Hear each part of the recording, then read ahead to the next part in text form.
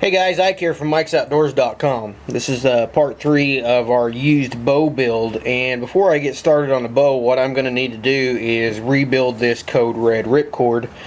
You can see on the side here, this cord is just really short, so it's not going to be long enough to really do anything with. So what I'm going to end up having to do is replace the cord on this. Now you can replace this, if you want it to look cool, you can replace this with something like the same material that you use on your D-loops. That's just exact same stuff, so you can use all these different colors and things like that, and you can get a piece of that to use on there. I actually have a roll of the same stuff that they install from the factory, so that's what I'm going to be using, just because I don't want to use up all my, this is all I have of this, so I don't want to use up all my BCY D-loop material. So I'm going to actually use, and I've got this giant spool to use off of. So if you want it to look cool, you can change this out with the same colors you got on your string, or you know, match your bow, to match the color scheme you got going on your bow, to make it look pretty cool. So it's been a while since I've done this, but I think I remember how to do it. So what we're going to end up doing first is taking the rest apart right here. You can see I'm just going to take that screw out right here, and I got a new camera set up on this so I can hopefully do this without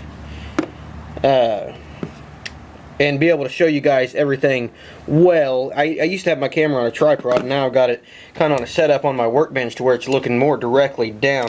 Hopefully I can keep my hands out of the way and you guys can see what I'm doing here. So with your Allen wrench, you're going to pop this, see this side right here? You're actually going to take this piece right here off. You're going to take this piece right here off, and it's going to give us access to this housing. This is a super tiny Allen wrench that you're going to need for this.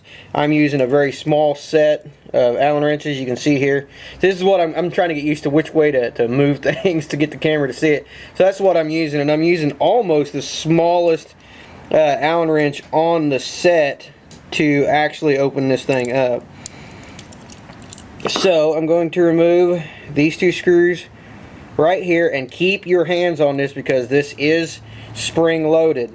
So as you're removing those screws, it will actually twist around and can fall apart on you, and you may end up losing some key components if you end up letting this thing go. So that first screw's no big deal. The second screws, when you take it out, is where it's really going to want to start twisting on you, and you'll see it here in just a minute when I start loosening it up to take it out of there.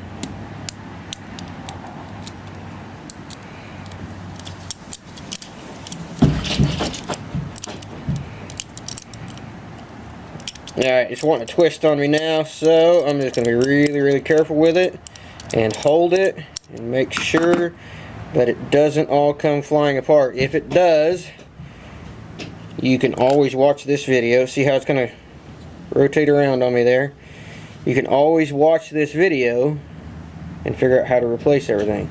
So, there's the basic internal components of your RIpcord.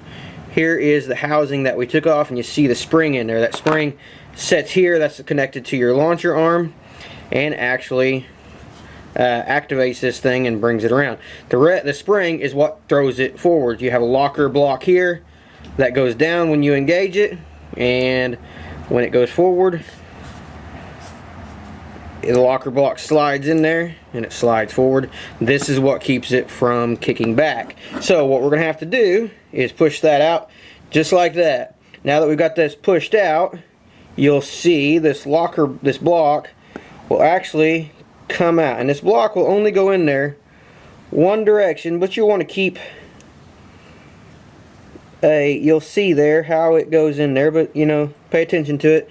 You can see the bottom side is a little larger. The hole is not in the center, it's actually up toward the top, so you'll want to make sure that you put it back in there just like that. Now here is a spring. You want to be really careful not to lose that spring. So we're just going to go ahead and unwrap this thing. I'm going to take my block off and set it aside, and I'm just going to force my string through like that, and you'll see what holds this in here is the burnt end, just like what you hold your D-loop on is what's going to hold that in there. So I'm going to just slide that through just like that. Now I'm going to cut off a generous amount of this, but you're going to need oh, maybe a foot, 60, depending on your bow. I generally cut off a foot of this or something like that to give myself plenty. So I'm going to go ahead and cut this real quick, and we will slide it in there. Now you can see when I've cut this, I have a little bit of a frayed edge right there. Now I don't want to form a blister on there yet, but I want to get that frayed edge as smooth as I can to get it back through here. So what I'm going to do is, there's my spring again, and I almost lost it. I'm actually going to insert it into my brass keeper, just like that. Make sure it will go through my brass keeper, and it will not at this point. I got a little bit too big of a mushroom on there already, so go at the other end and try to get it through there.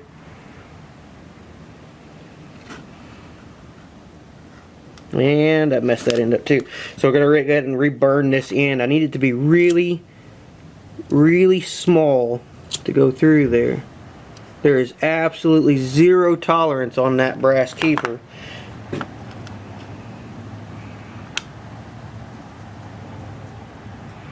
There we go. Now I got it through there. So we got a brass keeper on there, and I'm just going to slide that back out of the way.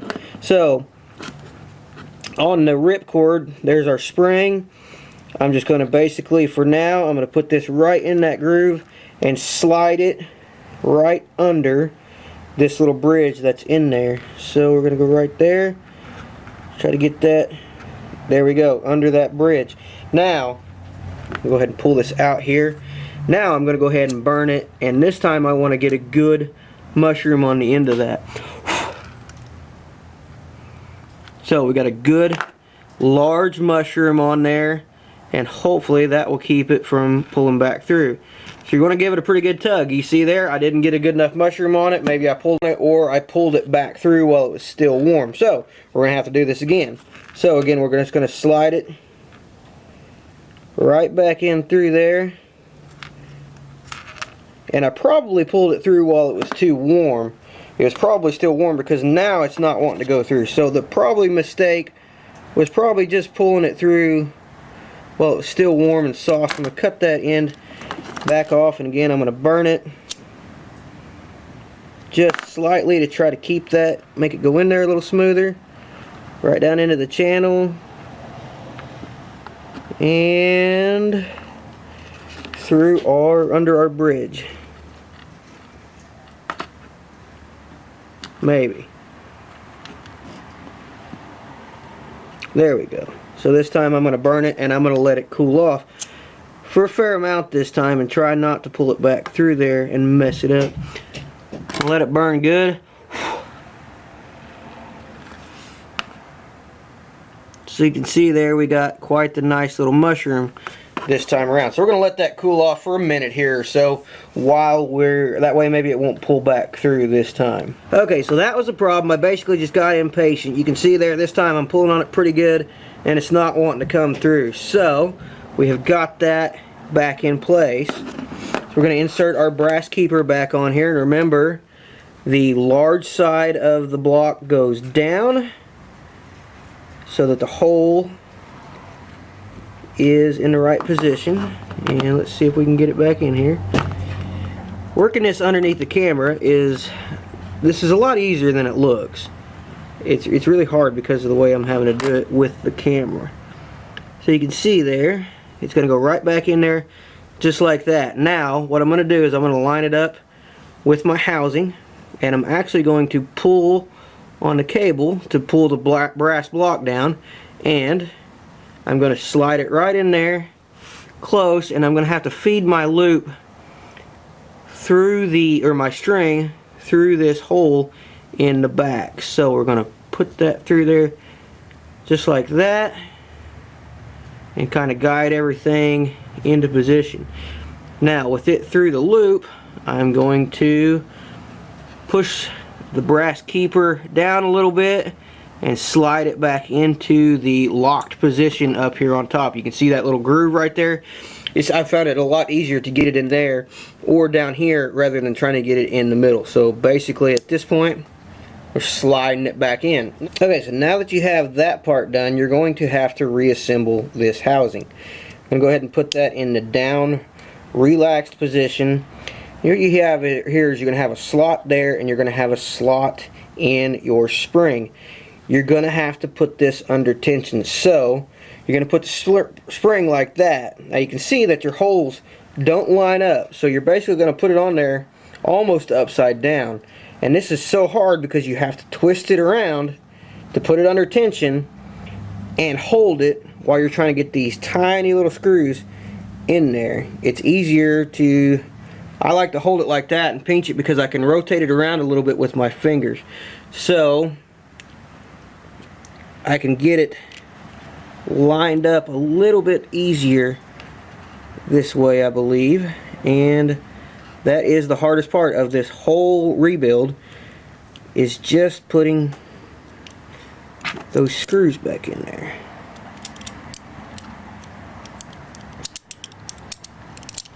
And you might have to restart like this. My fingers are getting tired and I'm having a hard time holding it, so you might have to take a little break and try to restart them.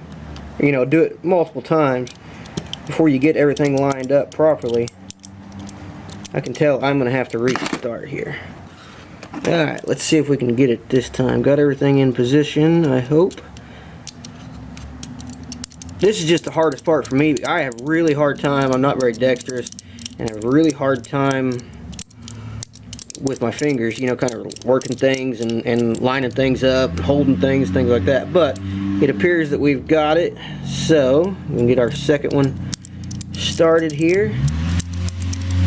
Someone's out on my street hot rodding.